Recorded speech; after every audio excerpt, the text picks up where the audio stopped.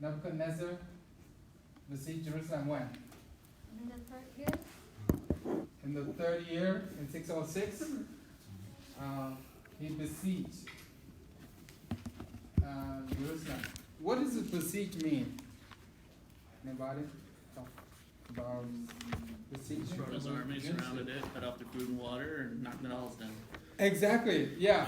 So basically surround the city, cut the source to getting food, to supplies, food, water, or another army to come and help or whatever. Yeah, so that's besieging. So does besieging denotes attacking? No. Why? Why not? Why does it denote attacking? So was this the year Daniel and his friends were taken to Babylon? 606. Was that the year Daniel was taken to Babylon? According to my Bible, no. It doesn't say. Okay. All right. Let's look at another text, a different text outside of here. Okay. Jeremiah chapter 46 and verse 2. Turn to Jeremiah 46 and verse 2. Welcome, welcome.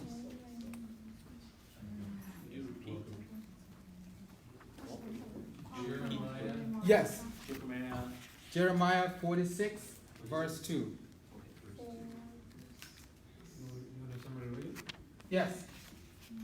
Against Egypt, against the army of Pharaoh Necho, king of Egypt, which was by the river Euphrates in Carchemish, which Nebuchadnezzar, king of Babylon, smote in the fourth year of Jehoiakim, the son of Josiah, king of Judah. Amen.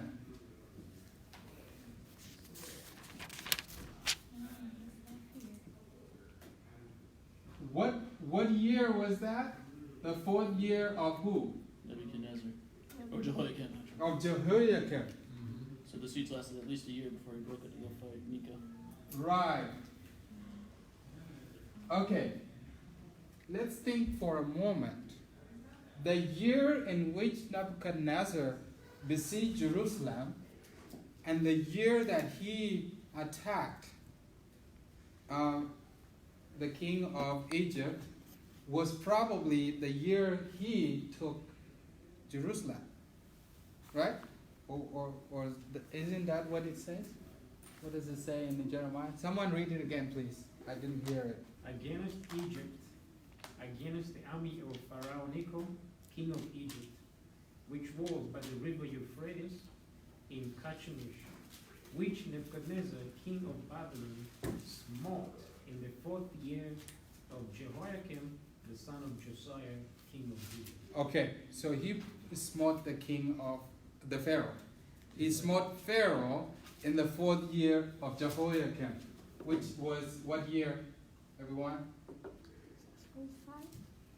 Yes, 605 BC.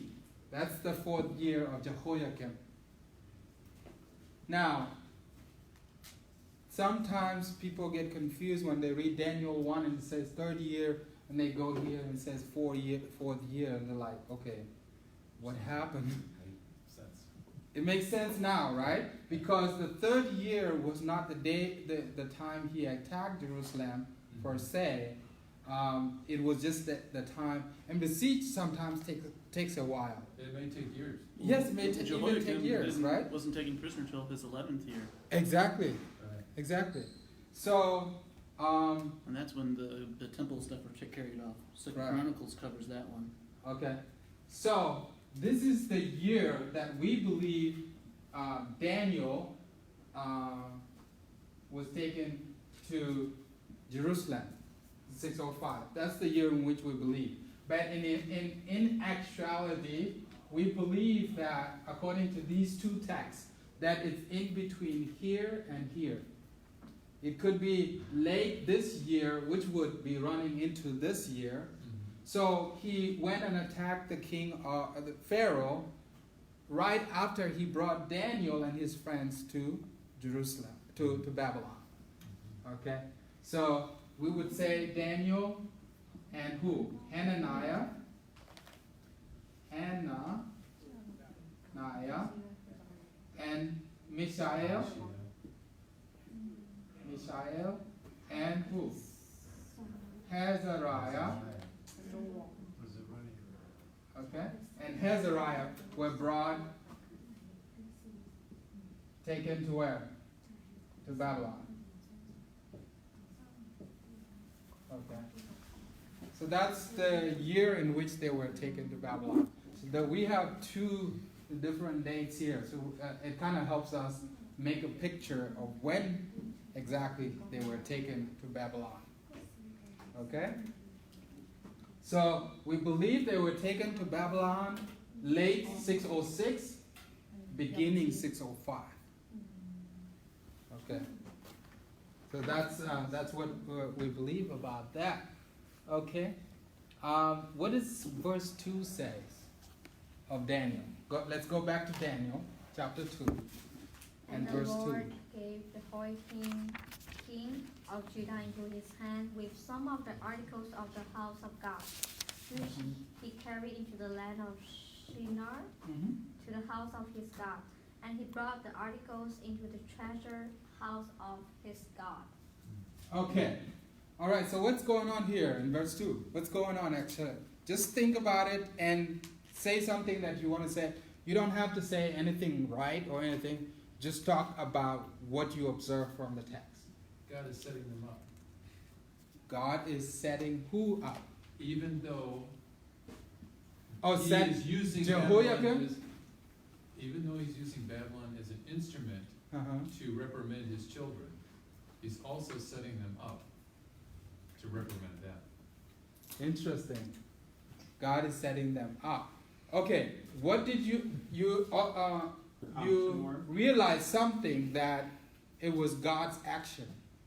God gave who? The king of Judah, Jehoiakim, into the hand of Nebuchadnezzar.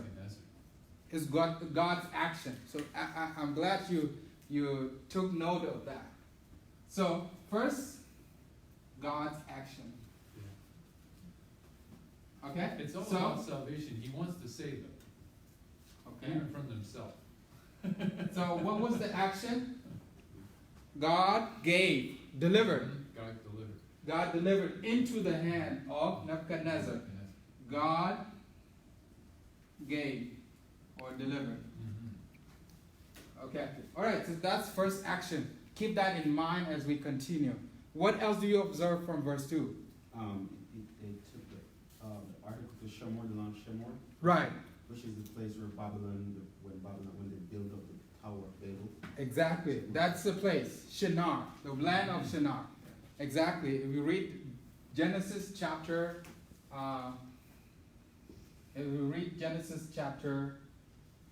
11, you'll find out about that.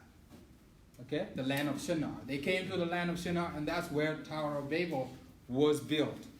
Okay? So this is very important to connect Tower of Babel to where Babylon was built. Tower of Babel. Yeah. Babel. Foundation of Babylon. Babylon. Land of Shinar. Shinar. S-I-N-A-R.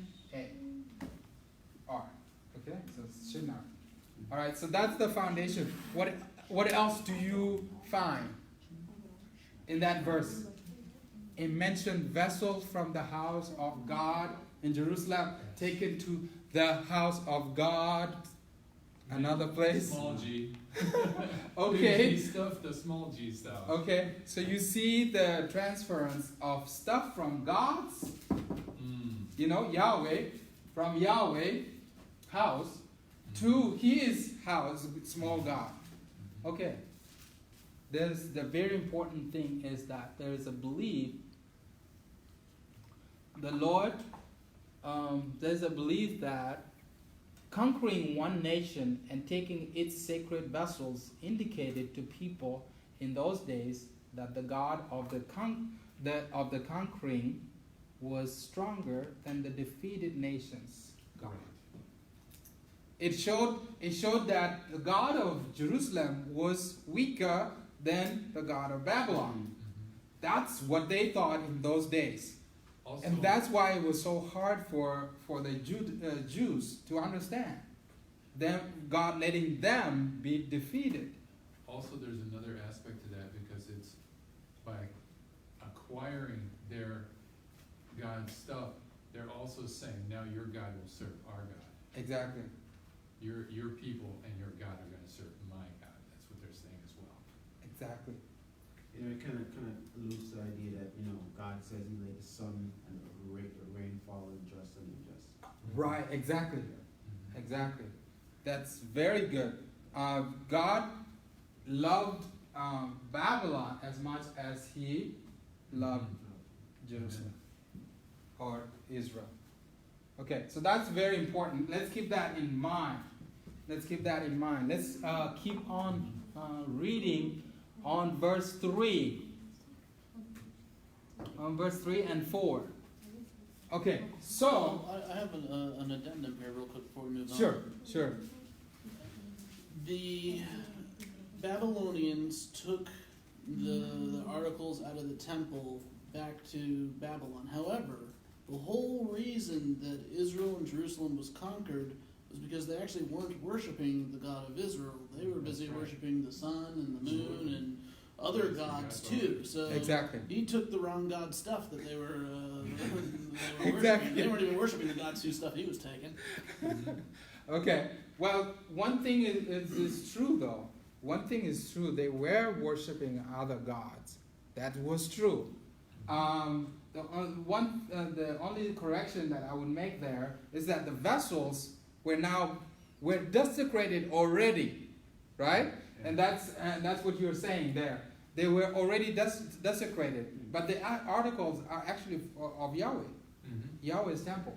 So that's very, very true. And them being taken now to be used for a pagan god, Even misused in that respect. that's even more desecrating and more polluting.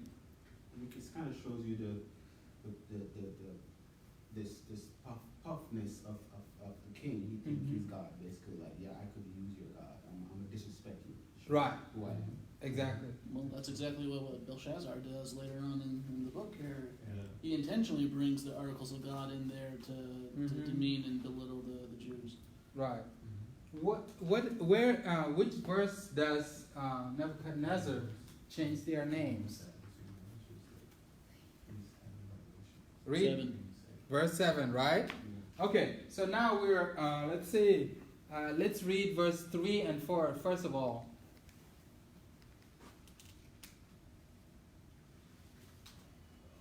Then the king instructed Ashpenaz, master of his eunuchs, to bring some of the children of Israel and some of the king's descendants and some of the nobles, young men in whom there was no blemish, but good-looking, gifted in all wisdom, possessing knowledge and quick to understand, who had ability to serve in the king's palace, and whom they might teach the language and literature of the Chaldeans. Chaldeans. Okay, very good. So there were four. The four were of royal what? Origin. Yeah. Okay, so that means they were bright, in the sense that royal children were given a special instructions. The in ancient time, royal children were given special instructions. They had tutors, they had teachers, private teachers for them. That's right. Okay, those of you that are from China can attest to that. You know, kings, the emperor's children were all given special instructors to instruct them, and so they were skilled in knowledge already. When they were selected, they knew already that they were wise and that they were knowledgeable long before. But you see what's happening now. He's trying to teach them his way. You know, he's trying to like change the way they think by training them in his own way. And so he teaches them everything about his kingdom and everything like that. It's showing what? The language of the Chaldeans. What was the language of the Chaldeans? What was the language of Chaldeans? All right? All right. So the language of the Chaldeans was Aramaic. Okay? Right now, what is the lingua franca of the time today? What's the lingua franca today? Okay. Lingua franca. Okay? Today it's Lingua franca. What? Although the what word is it? itself means language of France. Oh, right. It's the language of France. But it actually means like what's like a common language of today. The universal language today is English. Yeah. English. Okay. So that's what it is. In the time of the Chaldeans, what was the language? Aramaic. All right? That was Aramaic. But they also spoke other languages. And that would include, especially in the royal court, they had higher languages. And those higher languages would include Akkadian,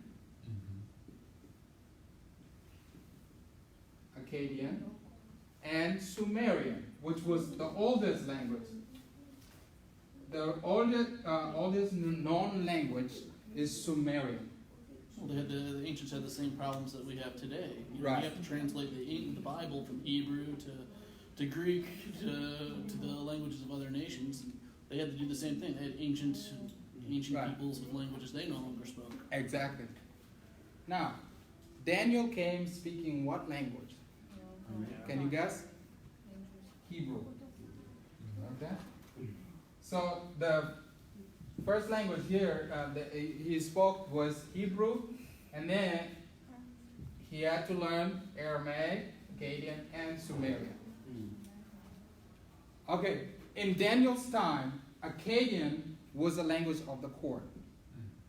Sumerian was more like scribes, language of the scribe. It was not spoken in his day. It was not spoken, but it was read. It was read. Like laws were all written down in Sumerian. Okay, but it was not spoken.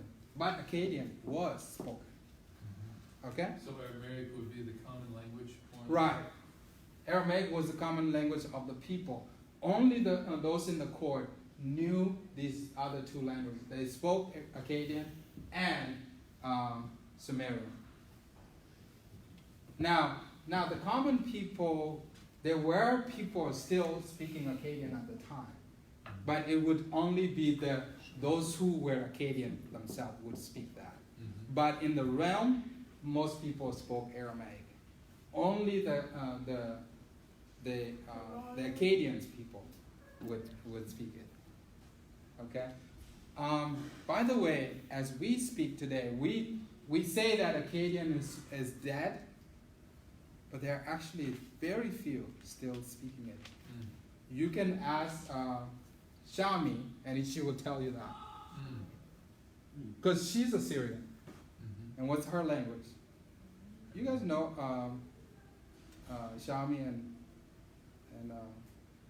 her son. They came last night. You were talking with her last time. Finer. Finer. Yeah. Yeah. Okay, so you know it's Finer. Their language is what? Aramaic. That's right. Right. Yeah, and they will tell you that there are still Akkadian alive today. Yeah, so yeah. Now it's not going to be the same as it used to be and everything. Now Akkadian was written in cuneiform and everything, but so much of the history of that. And of So- course, there's even variations in that, depending on north, south, east, west. Right. As to, I was talking to Finer last night about that a little bit, and he says Right. you'll even find some variations that are exclusive to certain areas. Right. And there's even a higher, like he was talking about a common friend of ours, Michelle Hayden, which nobody here knows. Right. But she came from the same area in Iran. In Iran, okay? In Iran, Mhm. they have a higher form that they write. Exactly. That they read and share. Good. All right. Let's move on to the next section now. So, okay. First, one thing I would like to impress is that Nebuchadnezzar was trying to indoctrinate them. And so, to indoctrinate, what else did he do? It's a systematic taking away of one's identity. Mm-hmm. What else did he do? We are coming to that right now. Verse 7, you were saying that he began to change their names. Okay, so as part of the indoctrination, food came in. Verse 5 through 16. First thing, changing diet. Right. Right. First thing was changing their names. You know, 'cause right. all their names have God or Yahweh in their initial names, and all their changed names have Babylonian gods. Exactly. But that's not All right. verse 7. That's where we're on. Right, I we're thought we going. were on verse 5. That's where we're going. Right, he's saying it in anticipation. Right. Let's go to verse 5 and let's read around. We've already read, but let's look at verse 5. Peter, would you read? And the king appointed them a daily provision of the king's meat Mm-hmm. and of the wine which he drank, so nourishing them 3 years, that at the end thereof they might stand before the king. Mm-hmm. All right. Is that it? So this was verse Verse 5. 3 and 4, and this is verse 5 through 16. Okay, So it's not only That's food, but 6. it's also a drink. right, right. And the food and drink, their diet had to be changed. So food and drink always go together. Verse 6. Okay, that will be you. What was your name again? Yeah. Steve. Hi, Steve. Would you read verse 6? Now among these were certain of the children of Judah, Daniel, Hananiah, Mishael, and Azariah. Okay. Verse 7. Zach? Okay. Unto whom the prince of the eunuchs gave names, for he gave unto Daniel Belteshazzar, and to Ananiah Shadrach, and to Mishael Meshach, and to Azariah Abednego. Okay, so those are the names. The new names now were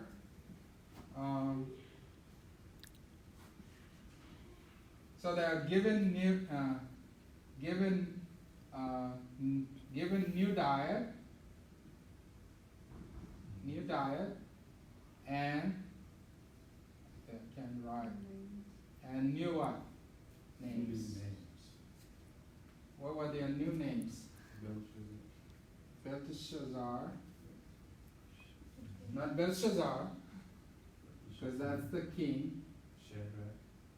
Shadrach,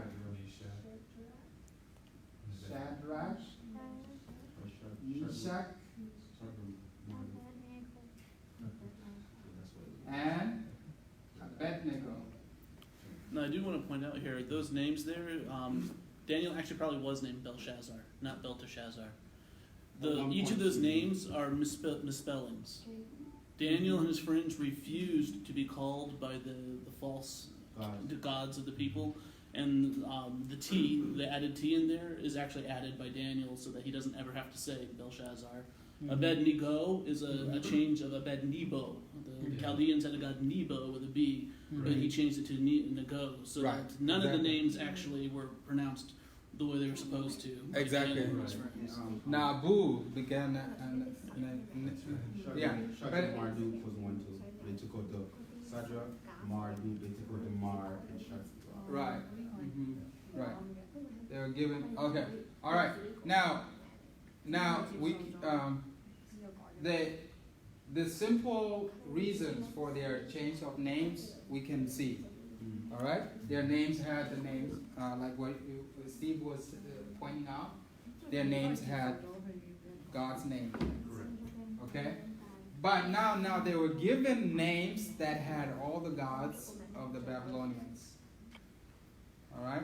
So now they should forget about their God and be able to bow to the gods of the Babylonians. That's a very interesting thing to note. Yeah. Okay. Next verse. Ruth, verse 8. Okay. But Daniel purposed in his heart that he would not defile himself with the portion of the king's delicacies, nor with the wine which he drank. Therefore he requested of the chief of the eunuchs that he might not defile himself. Okay. Verse 10. Verse 9. Now God had brought Daniel into the favor and goodwill of the chef of the Eunuchs. eunuch. Mm-hmm. Okay. All right. Verse 10. Next. And the chief of the eunuchs said to Daniel, I fear my lord the king, who has appointed your food and drink. For why should he see your faces looking worse than the young men who are your age? Then you would endanger my head before the king. Okay. Very good. Instead of keeping on reading, let's just talk about what's going on here. So they were given food, king's meat. They call it the king's food. But Daniel purposed in his heart to what? To not defile himself with the king's food. What did he suggest instead? Simple diet.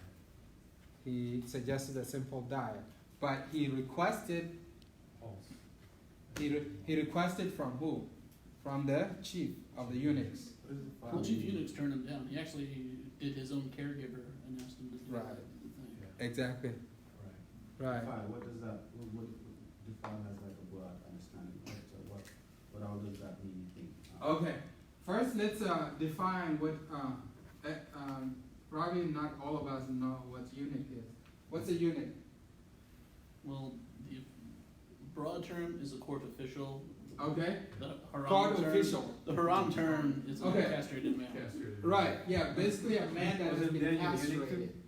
A man that has been Well, not all castrated. eunuchs were But not all eunuchs were castrated. Only Okay? those that were in the harem.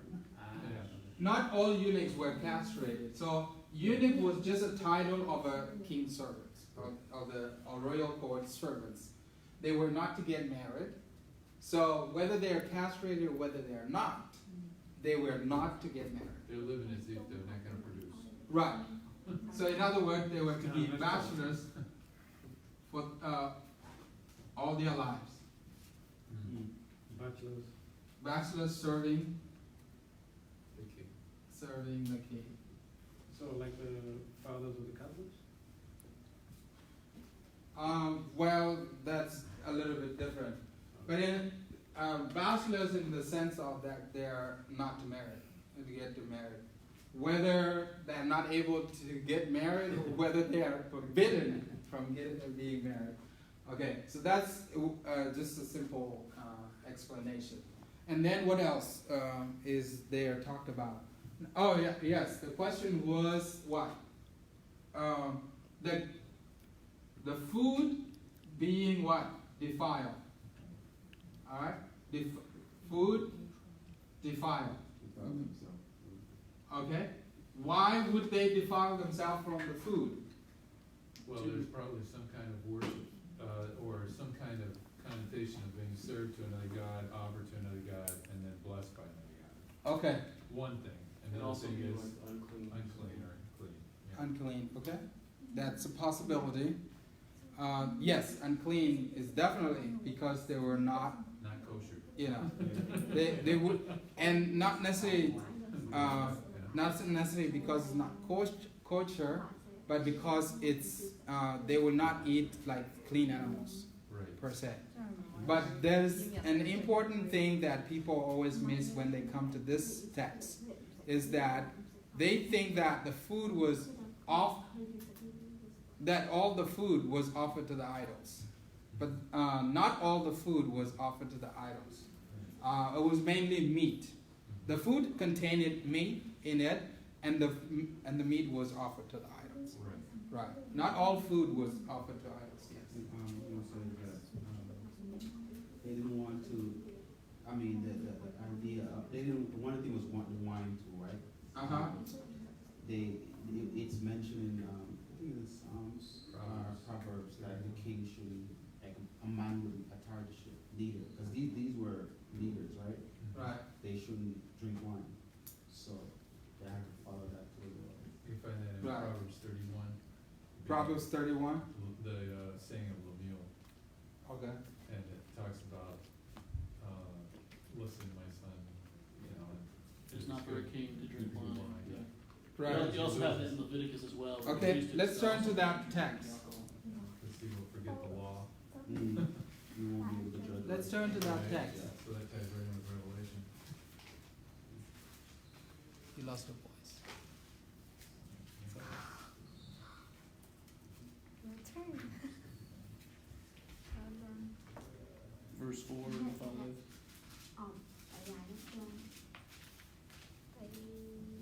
Okay, that's 31. Proverbs 31, verse 4.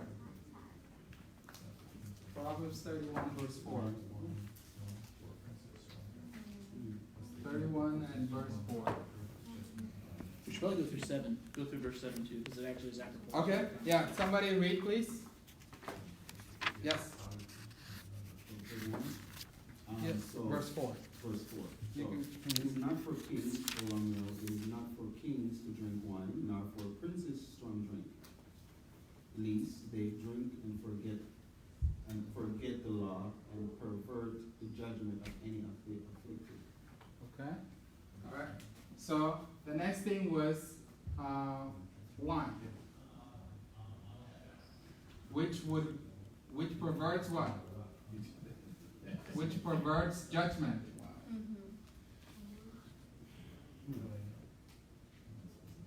Okay, all right. So they in the feast they also had to drink.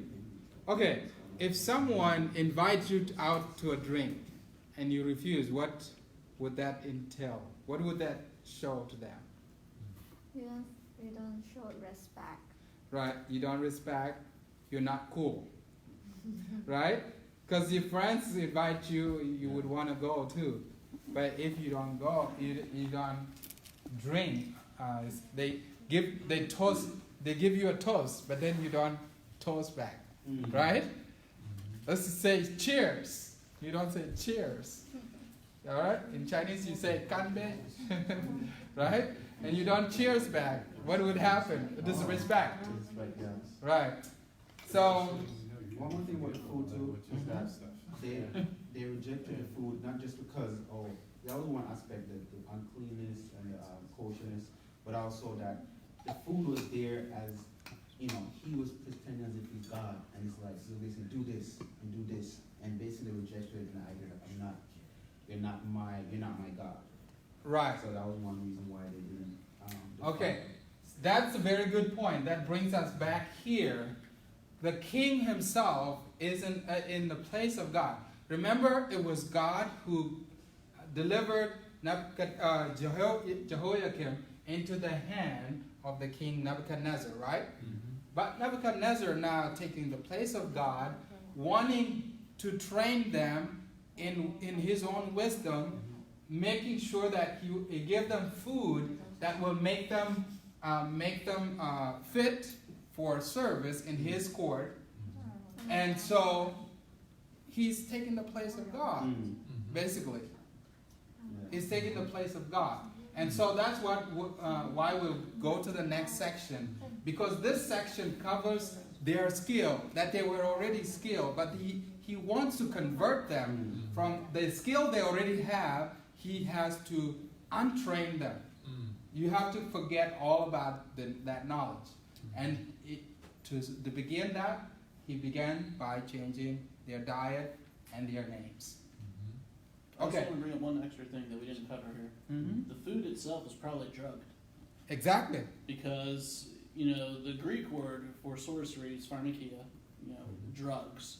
And he's indoctrinating these children, of which those four are part of, to become magicians, astrologers, and wise men, magic people in his kingdom. Right. So there's probably also drugs involved in some fashion to get closer to the gods in their thing there. So for Daniel and his friends to be like, yeah, we're not doing that. Exactly. Moses.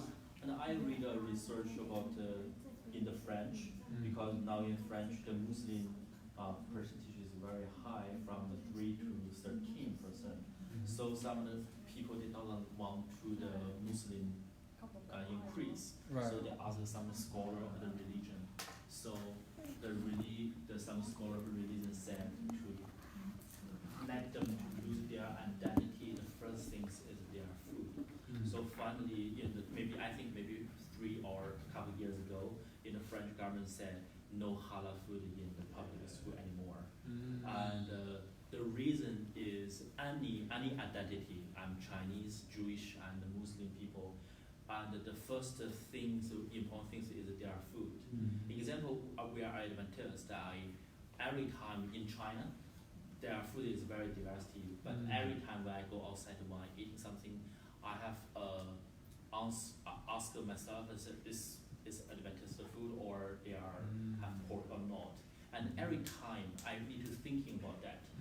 And when I went to a Adventist family, even though I don't like each other, but we know the food is safety because the identity is made ourselves are same kind of people. Exactly. So if we are thinking we are different people, and the first thing is their food is maybe it's not for us. So that feeling and that things made the Muslim people in French are separated with the majority society. Right. So some of the some scholar in the religion advise the government to say no halal food in the public school, so that their children lose their identity and like the major society in the French. So I think that they want to change their food. Identity is one reason. Yes. So they need to keep their identity. They need to keep their food self. And also, I saw so many Chinese. We call it ABC, means American born Chinese. So if they are losing their food of all Chinese food style, they are totally, we call it banana. This means they lose like Chinese, but everything is not Chinese anymore. And the food also is very important for any culture's identity. Yeah. Very good. Very good. Thank you very much for pointing that out, because for them to lose their identity, their food gotta go. Gotta go out of the window. To lose their identity, the name of their God had to be taken out of their names, and everything that they knew about has to go. But in terms of food, why did Daniel negotiate? Since it's so important to their identity, why did they negotiate? Anybody could tell us? It doesn't have to be right. I think that one of the things is they recognized that what God had told them all their life growing up, as far as food goes, they Right. wanted to remain with that base of some kind of something that wouldn't clog the system, so Right. they could think straight. They needed to think straight. Okay? Very good. Okay, one other reason they negotiated is because in terms of food, God did not spell out every little detail. All right? So it was negotiable. Okay? Now they have decided to eat a certain way, but they were not just gonna say, oh, we don't want whatever. If that was to happen, their lives would have been in danger. Okay? As Christians, we are to avoid any bringing trouble upon us just by trying to be too strong about what we believe. One more thing, I was gonna say, do we get the report to where they define like what type of food they serve them? How we got we gonna get to it? Yeah, there's okay, verse 12 through 16. Let's read those. But there was another point I would like to make before we continue. Is that the reason he's able to negotiate is in terms of food. It's not like 10 commandments. If it's something against 10 commandments, then they can say, we're not going to do anything, like in chapter 3. Okay? In chapter 3, they could not do what? Negotiate. It said, King, it doesn't matter what you're going to do. We're not even going to answer you concerning this matter. There's no negotiation. But in terms of food and dress and jewelry and everything, we can negotiate. Something I discovered when I was in Kenya with the Maasai was when I was living with them, they said, you are allowed as our guest to tell us how to feed you. Right. And what to prepare and things like that. So in other words, you're teaching us how you need to be taken care of. Yes. So there could be a slight element of that, a little bit. Exactly. And There so is. There is a slight element of that in there. And the other thing was, when they offered me to drink the blood and the milk, I said no. And when they offered me the goat and these different things, I said no. And it was kind of shocking to them that I wasn't just gobbling down meat like every other Christian group that had come through. Exactly. Because of time, let's not read.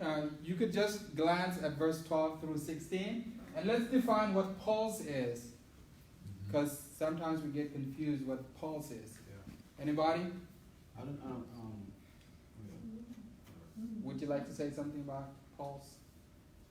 What it Isn't was? it a type of beans? Yeah. Just Something point like that. Well, it's typically translated as vegetables, so Yeah. Vegetables. vegetables are associated with it. That's it. That's it. That's as simple as that. Vegetables. So pulse is vegetables. Cover a lot of stuff. Right. It covers everything. You know, all different kinds of food. Anything that is plant-based. Plant-based. yes. It's Not just vegetables. beans and Yeah. Right. Okay, so many people, when they hear vegetables, they think, oh, I'm just gonna eat like lettuce and that's it.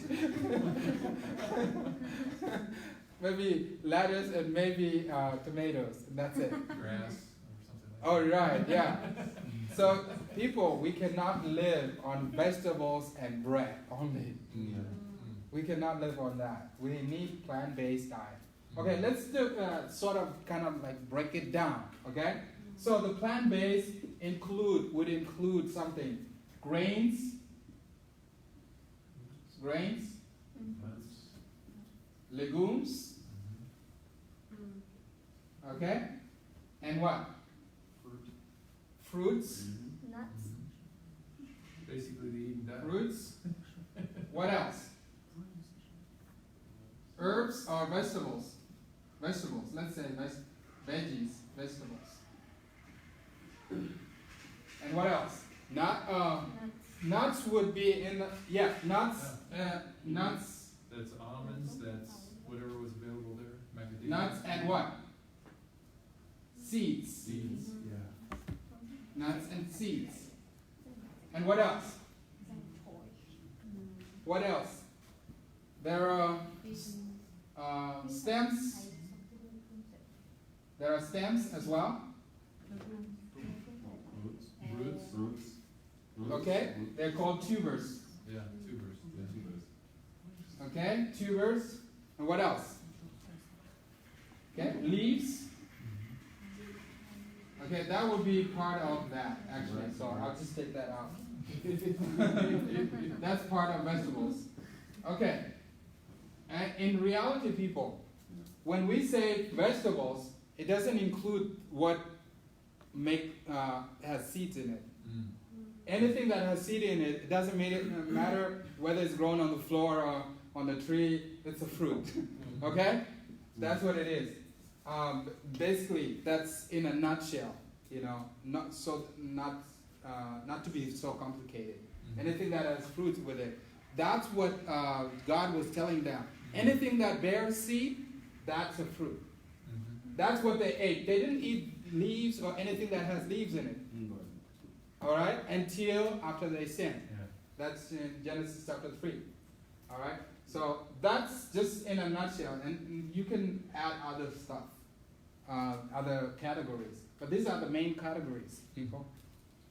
All right? Most of us do not eat tubers, well, except for potatoes and, Yeah. right? Stems, very few. No, we eat celery. Celery, yeah, we eat celery and what else? Rhubarb. Rhubarb and There you go. what else? Bamboo. Okay. All right. So that's basically what it is. Let's read the next section, which would be verse 17 through 21, through 20. Verse 17 through 20. Someone? As for these 4 children, God gave them knowledge and skill in all learning and wisdom. And Daniel had understanding in all visions and dreams. Okay. Can we Verse keep 17. reading? All right. Keep reading, please. Now at the end of the days that the king had said, he should bring them in. Then the prince of the eunuchs brought them in before Nebuchadnezzar. And the king communed with them. And among them all was found none like Daniel, Hananiah, Mishael, and Azariah. Therefore stood they before the king. Okay. All right. So they were found more wiser because they were given all these food that contained all the good stuff. Do you want me to finish up with 20? Mm-hmm.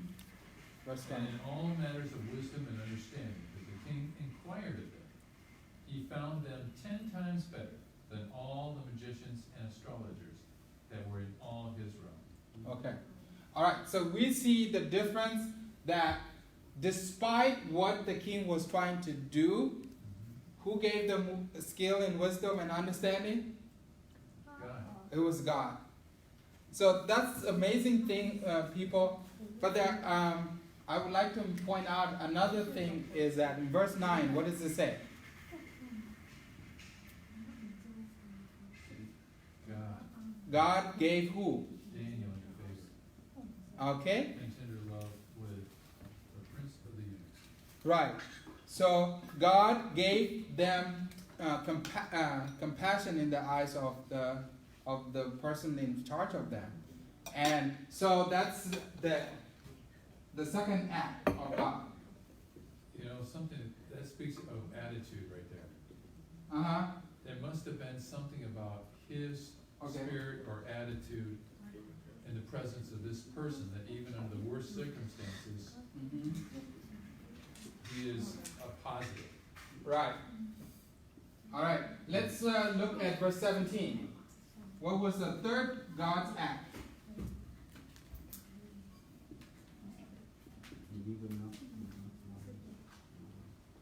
Knowledge and understanding. Yeah. God gave them understanding. Wisdom. Okay. Here, compassion in the eyes of the leader. Here is wisdom and understanding. Here was delivering, right? Defeat. Okay? So God allowed the Jews to be defeated for a purpose. Mm-hmm. And how it starts with a prologue that they were that the king came against Jerusalem, defeated them, took them to Babylon, wanted to indoctrinate them, but God still gave them wisdom. Mm-hmm. God still was with them the whole way. And verse 21, someone read. Daniel continued. Mm-hmm. And Daniel continued even unto the first year of King Cyrus. To the first year of King Cyrus. Okay, when was the first year of King Cyrus? Historically speaking, this was this year, but that was from 609. How many years? 70 years later. Yeah. Okay? 70 years. God had prophesied that they would be in Babylon 70 years. So this was 539 BC. That was the first year of Cyrus. Okay? First year of Cyrus. Okay? The median. I The do king want of to the point something median. out here. Uh-huh. Jerusalem fell because the Jewish people failed to obey God and derive the blessings and benefits from obeying God. God had promised them, if you obey me, if you eat what I tell you to eat, if you do the things I tell you to do, you'll be the most powerful nation on earth. They didn't do it. They got conquered. Right. Yet you have Daniel and his friends here who purpose in their hearts not to be defiled by the religion and food of the king and serve God, and ultimately what God does is he puts them in charge of that kingdom. Right. They basically overthrew that kingdom without even trying. And they were given, in the next chapter we'll talk about how they become in charge and everything. But let me make a correction about the statement I just made, because Jerusalem was besieged what year?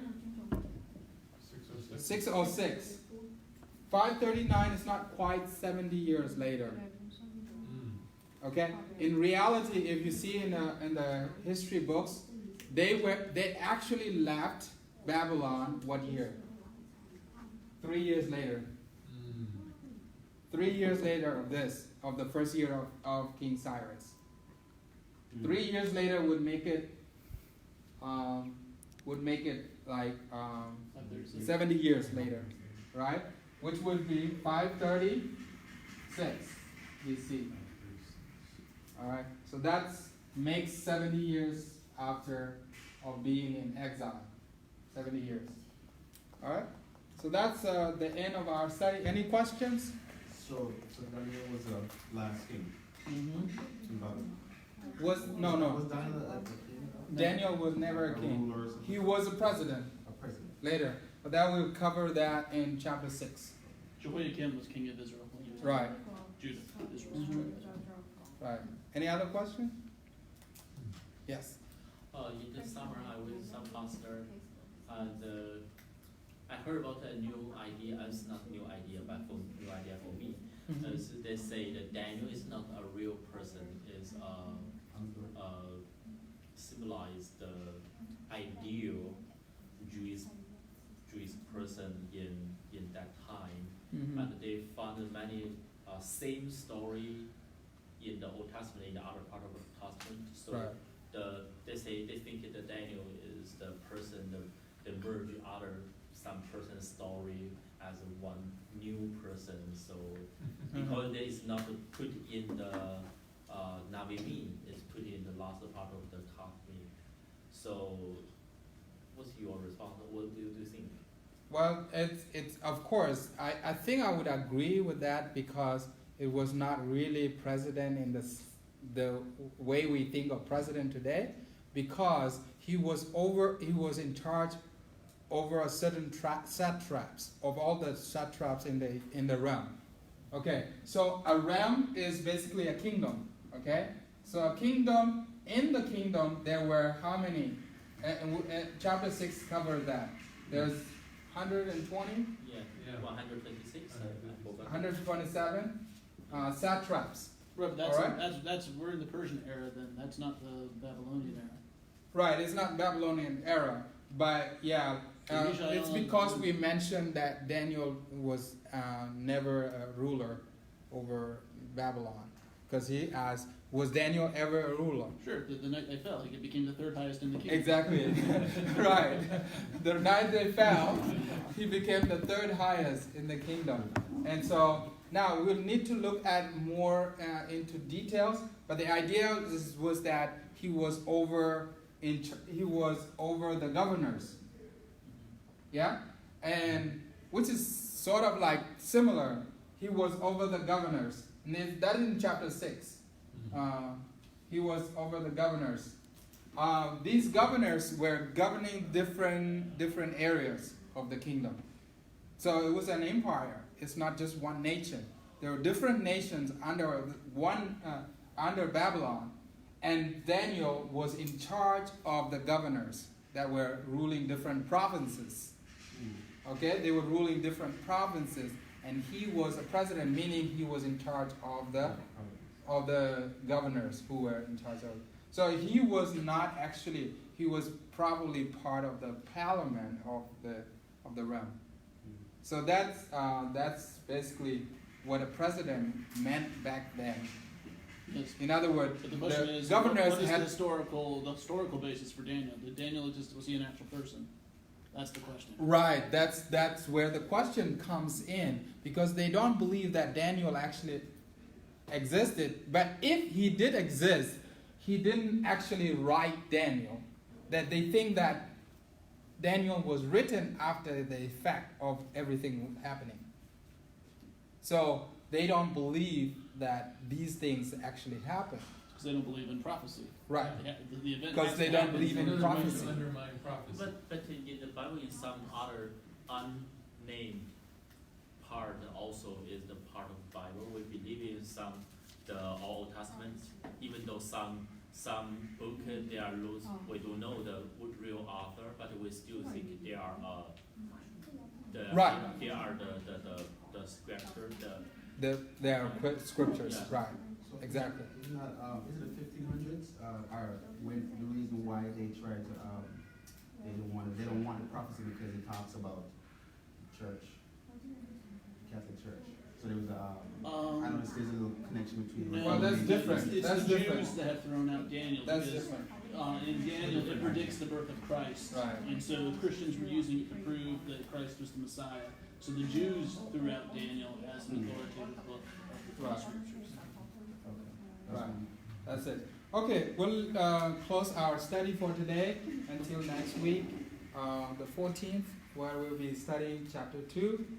And that has yet to be announced. So let's bow our heads to close study. Okay, let's bow. Heavenly Father, we thank you so much for all the blessing you have bestowed upon us. Thank you for helping us with the study of Daniel chapter 1 today.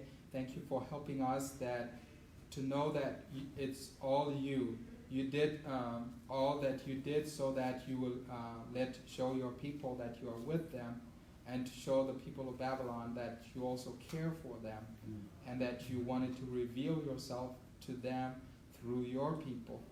And that's just amazing. And we ask, Lord, that you will continue to be with us as we continue to study Daniel this semester, that you would reveal to us many secrets. In Jesus' name, amen. Amen. Okay. Thank you all for coming out. That's all for today.